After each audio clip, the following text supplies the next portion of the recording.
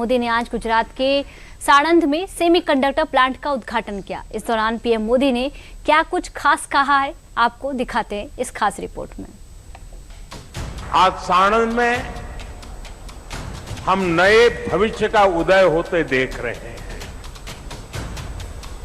Micron की इस ATMP facility में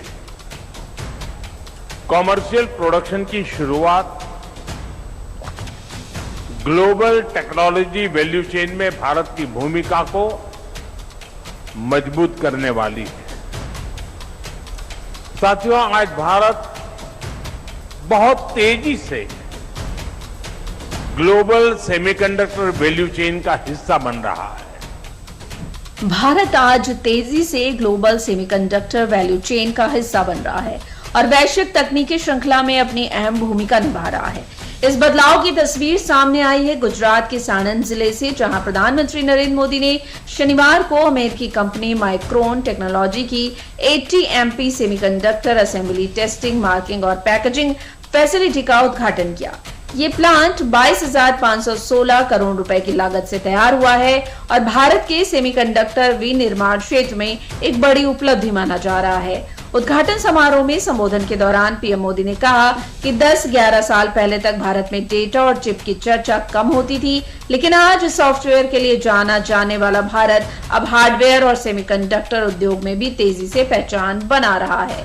जब टेक्नोलॉजी की बात आती थी तो अक्सर हमारी चर्चा लार्जली IT सर्विसेज के इर्द गिर्द ही रहती थी। और आज देखिए, सॉफ्टवेयर के लिए जाना जाने वाला भारत अब हार्डवेयर के क्षेत्र में भी अपनी पहचान को सशक्त कर रहा है।